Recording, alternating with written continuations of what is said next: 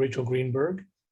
Dr. Greenberg is a neonatologist and associate professor of pediatrics at Duke University Medical Center and Duke Clinical Research Institute.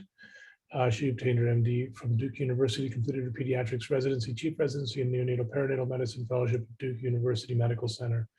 She also received a master's of biostatistics and master's of health sciences and clinical research from Duke University.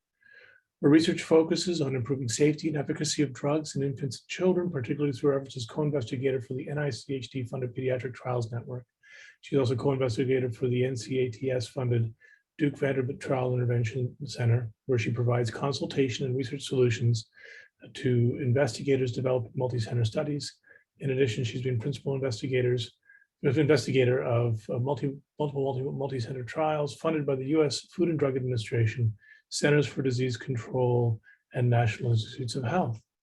And Dr. Greenberg, thank you. Thank you so much, and thank you for the opportunity to present today on the Pediatric Trials Network. You could go to the next slide, please. So I'll start with just a brief overview of our network. Our overall goal is to create an infrastructure for investigators to conduct trials that improve pediatric labeling and child health. The Pediatric Trials Network, or PTN, is sponsored by NICHD under the BPCA program. It was originally awarded in 2010 and renewed in 2018. And the Clinical Coordinating Center is housed at DCRI, where I am, and the Data Coordinating Center at EMIS. I currently lead day-to-day activities from the CCC side at DCRI, along with the PI, Danny Benjamin. So happy to be here today. In terms of delving a little bit more into what we do, our focus is really on studying the formulation, dosing, efficacy, and safety of drugs, as well as medical devices for use in pediatric patients. And we are doing that through ultimately with the goal of creating and informing drug label changes at the regulatory level with the FDA. We exist to fill a gap that only a small percentage of drugs and devices are labeled for pediatric use, as you all know. And so consequently, clinicians are often prescribing medical therapies off-label according to their best guess and dose. And so our job as a network is to fill this information gap. So we conduct drug trials primarily with off-patent drugs that are commonly used without efficacy and safety data. And so that's our main focus. If you could go to the next slide. This infographic represents a sort of by the numbers summary of what we've accomplished over the last 12 years. We are therapeutic agnostic within pediatrics, which means we study drugs that are pretty much in any therapeutic area, from cardiology to intensive care to infectious disease. We've studied it. We've enrolled over 11,000 participants and have submitted 26 submissions to FDA for these products. We have collaborated with over 200 sites across the US and also some foreign countries. And we work hard to disseminate this information in forms of publications and lay summaries as well. Next slide.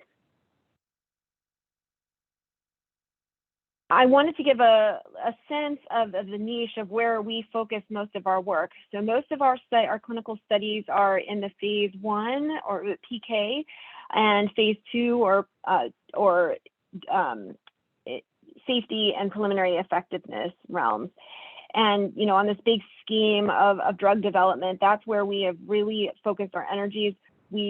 As I said, we work really closely with FDA in order to provide regulatory grade data to inform submission for label changes. Next slide. As I mentioned, one of our major missions under the BPCA is to perform studies that inform label changes. And often we are adding important pharmacokinetics, dosing, and safety information to the labels. We've performed 17 label changes so far, with some submissions pending. and under review at FDA. Here's a list of all the label changes that we've done under the program, and with the most recent two being diazepam and clindamycin. Next slide. So these next couple of slides are just to give an impression of, in addition to the drugs that we've